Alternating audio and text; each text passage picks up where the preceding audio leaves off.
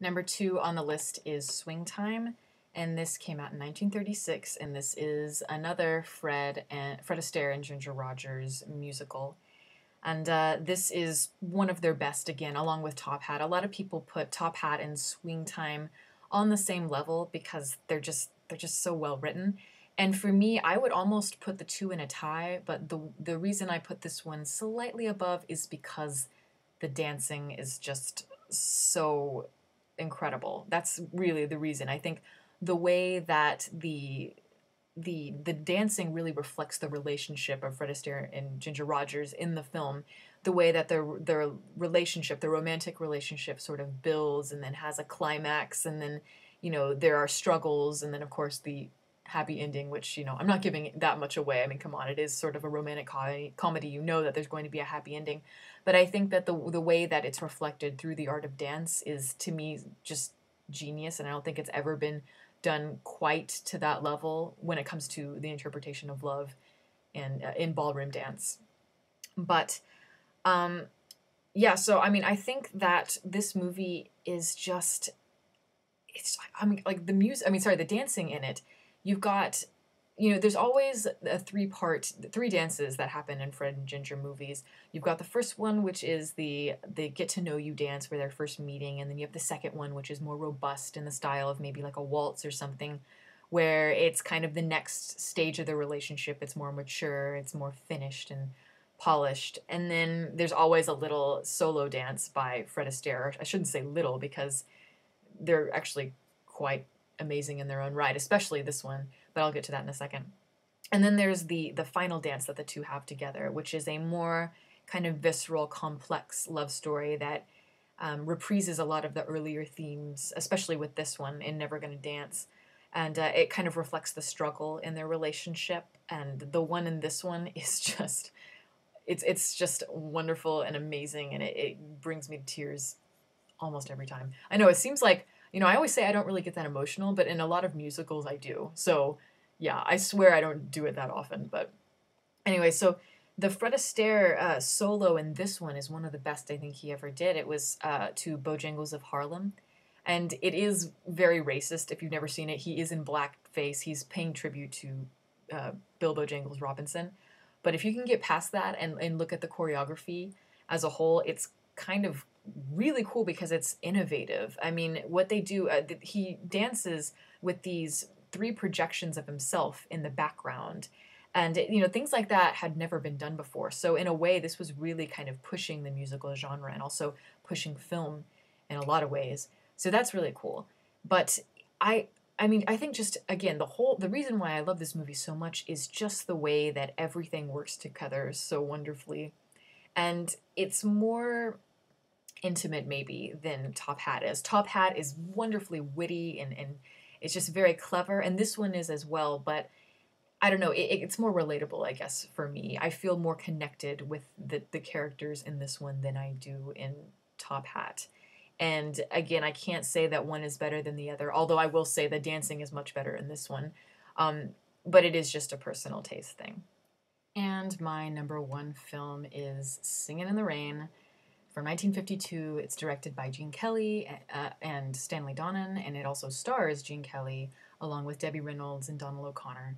And I know that that may seem a bit anticlimactic because I know everyone chooses Singing in the Rain as one of the great musicals, or at least critics do, but it is. I mean, really, I can't think of any other film that is quite as witty, as smart as this one is. Um, and I usually don't like to make, you know, I don't like to make statements like that, like saying, this is the best film of all time or anything like this. But really, I think this is maybe the best musical of all time, or at least it's really up there. It's at least, one of maybe the top three. But it's just, I don't know. There's not a film out there that is quite as smart or as energetic or has dancing that is at the same level of intricacy. And it has everything you could possibly want in a musical. I love just again, I mentioned, when I talked about the bandwagon, I talked about how that was a satire and also how Singing in the Rain is a satire. This really is some great satirical work. I mean, the dialogue and the story is just very, very witty. It's about the transition from silent pictures into talking pictures, and how there were so many issues and there was so much chaos going on throughout Hollywood trying to, figure out how to use this new sound gadget because it was so new and different. And there's so many funny moments that happen throughout the movie that kind of reflect what happened during the time. Like, there were issues with dubbing, trying to get a lot of the actors that were in silent films might have had great faces, but they couldn't really speak or didn't have very attractive voices. So they would try to dub them or try to find new ones. And then, there's also moments of major technical difficulties when it came to using microphones and trying to hide them in certain ways. And it's just hilarious. And, there's wonderful, wonderful characters in it. And as I said, the humor. I mean, honestly, this is a movie that is just delightful to watch. It's just, it's joyous. I think the best word to describe this film would be joyous or delightful. And another thing that I think probably my favorite thing about the film is that not only is it aware of the conventions of Hollywood, but it's also aware of musical conventions. That is what this film does right and does better than any other one. It's completely conscious of all of the musical structure and of the conventions. I mentioned that Fred Astaire and Ginger Rogers were completely aware of it, but the film not so much. This film, everything is aware of, like everything in it is aware of, the structure of a musical. It like just there are moments in it where, and I don't want to give away too much, I don't want to go into too much detail, but there are musical sequences where they're completely being tongue-in-cheek with the audience, being kind of like, see, this is a musical number, get it? But it's done in such a clever way. And I love the way that it blends the Hollywood and the musical genre together in such a satirical way. That is why this film is brilliant, and that's why it has stood the test of time, and why so many people still find it funny. And it's dated, definitely, because it's a product of MGM and those Technicolor glorious musicals, but dated in a good way. It's in a way that it looks like it came from an era that never really existed. Honestly, when you watch it, you just think it's in a genre of its own. It's an era that's never existed, and it definitely never will again. So it's in its own little time capsule. And unfortunately, it's one of the few great MGM musicals that really was great. And also Gene Kelly, again, I've got to mention him. He was amazing. I mean, the fact that he directed it and choreographed a lot of it and starred in it. He was at his peak in this film, absolute peak. And his dancing is just marvelous to watch. And then there's Donald O'Connor. That guy is amazing. I think he's one of the most underrated musical talents of movies, easily.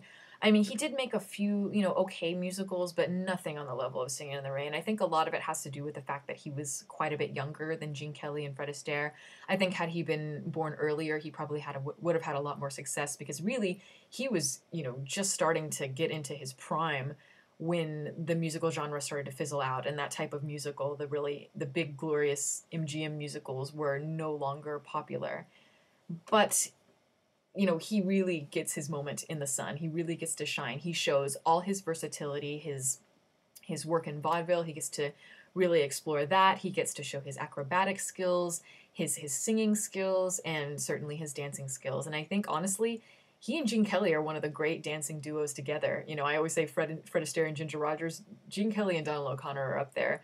They really, the way that they're so in sync with each other, and the way they just kind of bounce off each other is kind of a revelation, I think, and the energy that comes from them. The sequence they do, Moses Supposes, it's my personal favorite sequence in the entire movie. A lot of people say Singing in the Rain, the classic sequence, is the best one, but I kind of like Moses Supposes. It makes me smile every time I see it, and the whole movie makes me smile, and there's not that many movies that can do that over and over and over again. And Debbie Reynolds is just bubbly and perky and great as always. And I think, the reason I love this movie, again, is because it's just, there's so much joy in it. I think it was A.O. Scott who said that this movie isn't greater than the sum of its parts, but it is the sum of its parts, and it completely recognizes it. So it's cheeky, there's so much joy, and it's a celebration of filmmaking, and really, to me, that's what it's all about, and that's why I love this movie, and I think it may always be my favorite. And anyway, so those are my top 10 favorite musicals. I really hope you enjoyed it. Please share some of your favorites, and if you haven't seen a lot of these, please, I urge you to do so. So thanks for listening. You can follow me on Twitter. The link is below, and I'll catch you guys next time.